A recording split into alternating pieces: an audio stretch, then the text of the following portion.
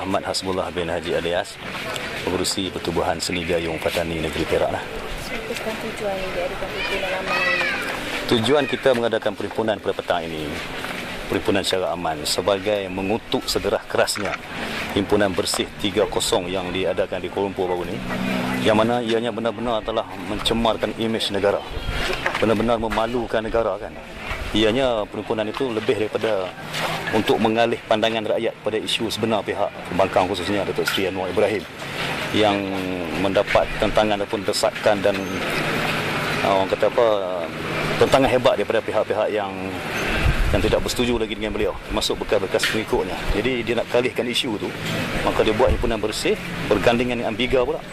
Ambiga ni seolah-olah seorang tokoh wanita yang nak ditonjolkan oleh pihak pembangkang, yang mana mereka bergabung dengan tujuan matlamat bukan saja untuk menepikan isu Anwar Ibrahim tadi, tapi isu sebenarnya nak menunjuk kepada dunia luar bahawa di negara Malaysia sudah tidak ada lagi demokrasi sebenarnya. Di Malaysia seolah-olah kepimpinan itu tidak mencerminkan satu ketelusan dalam pentadbiran. Jadi sebenarnya ini tidak berlaku sebenarnya. Peluang demi peluang telah diberikan oleh pihak kerajaan, pihak kuasa untuk mendengar pendapat dan pandangan kehendak pihak pembangkang, telah diberi pelonggaran sebagainya. Dan di bawah kepimpinan Datuk Seri Najib sebagai transformasi politik kan. Jadi apa lagi yang dia orang tak puas hati? Pilihan raya dijalankan, saya rasa tidak ada masalah. Pembangkang banyak tempat mereka menang. Negeri pun mereka tawan banyak tempat. Jadi apa lagi kekurangan? Jadi kalau begitu dibuat, saya nampak lebih pada matlamat hari ini bukan tujuan apa untuk memburukkan negara, mencemarkan imej negara dengan tujuan untuk mengurangkan kehadiran pelabur-pelabur ke negara kita, yang mana boleh menjejaskan ekonomi negara. Bila jejas ekonomi negara, rakyat akan susah, kita akan susah. Jadi inilah sifat-sifat yang tidak ada lagi seperti mana sahabat saya sebut tadi. Semangat cinta ke negara, jati diri sayang negara dah semakin luntur hasil asuhan mereka ni, cara mereka ni.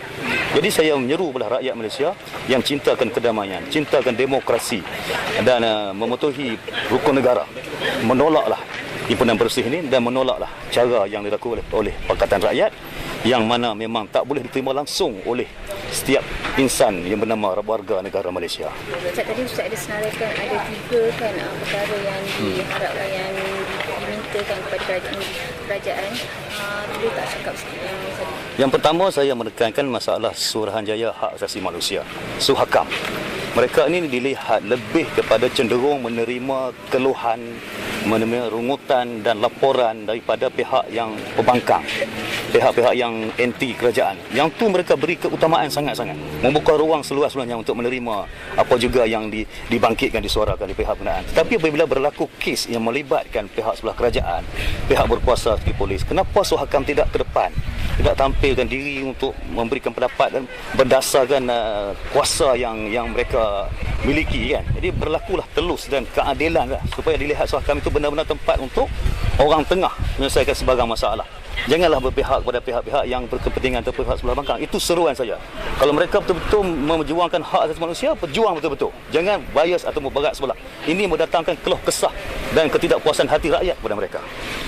Baik, yang kedua tentang kerajaan. Saya mengharapkan juga supaya pihak kerajaan jangan terlampau berlembut, khususnya Kementerian Dalam Negeri, terhadap pihak-pihak yang bertujuan untuk mengeruhkan suasana ini. Gunakan kuasa sebagai kerajaan.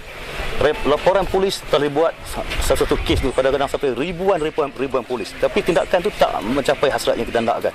Jadi berdasarkan himpunan bersih yang cukup melampau, yang himpunan bersih yang ketiga ni cukup melampau sampai anggota polis cedera parah dan sebagainya, kita nak Kementerian Dalam Negeri jangan lagi bertolak ansur, gunakan kuasa yang setegas-tegasnya supaya menjadi pengajaran kepada pihak ini jangan melakukan perkara yang mereka lakukan baru ini. Yang ketiga, pada pihak polis, gunakan kuasa. Saya rasa akta himpunan hari ini memberi kuasa sepenuhnya kepada polis. Gunakan kuasa itu. Jangan berlembut.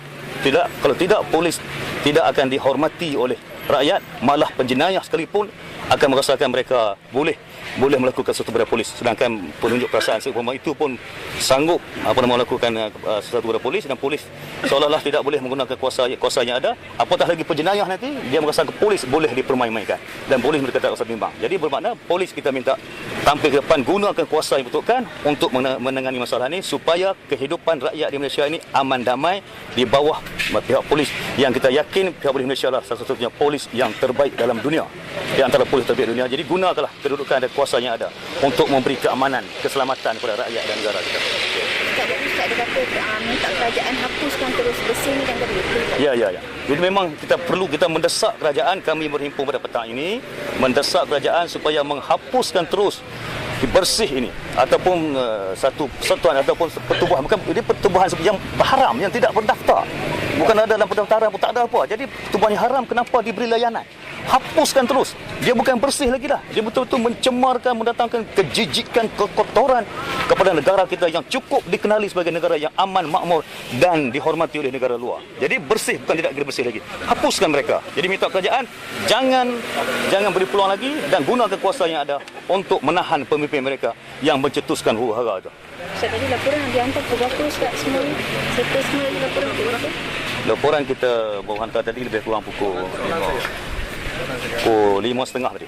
5.30. Dihantar oleh Persatuan Bekas Tentera Malaysia, JKK Kampung Relang dan beberapa lagi NGO, seramai 23 NGO yang terlibat dalam Mukim Madukura peringkat awal sekarang.